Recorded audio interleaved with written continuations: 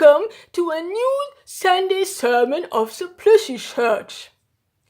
There are many types of lodgers, parasitics, pests, plush goers, often disagreeable comrades of whom we are glad to get rid of them quickly. But these are all external lodgers. Today, however, we want to focus our attention on a very different subtext on this fifth fasting Sunday, an inner lodger, on our inner relationship to Christ. Truly no parasite and no pest, thank God we want to say, but someone who shapes our life if we let him into our inner flat in which he can unfold himself completely. But how can I invite God to move into my flat? Before we can let the Lord in, we have to clean up first. We have to clean our inner apartment away from all the dope and dark souls.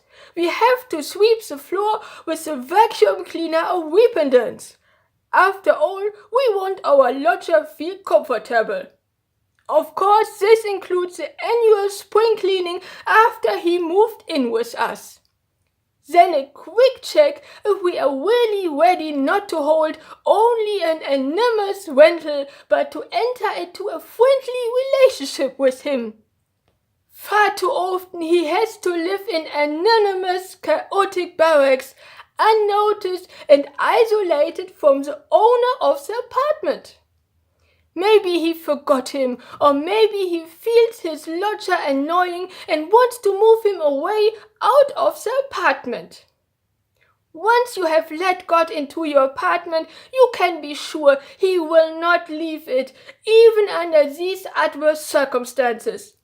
Even then, you can always call him if you need his help. Unlike the mentioned outer plush ghost, our inner lodger comes to give us something. The feeling to have someone always with you, who goes all the highs and lows with us, who comforts us in the dark night and who is happy with us in the bright sunshine. He's not only a lodger, he's a friend for life. But you also have to cultivate your friendship. Like a little plant, you have to water, making a beautiful big flower out of her.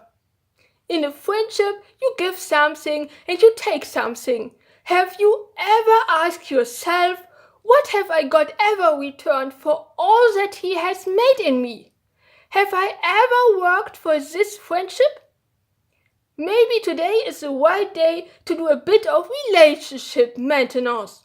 A little talk, a sincere thank you, or just a hearty swing of the duster and a small inward smile gives our often slightly dusty relationship a new lease of life. It is never too late to clean up and bring this relationship to new life, or to invite him to live in our inner apartment. But who likes to let friends in the apartment when the stink socks lie on the floor and the cheese molds in the fridge?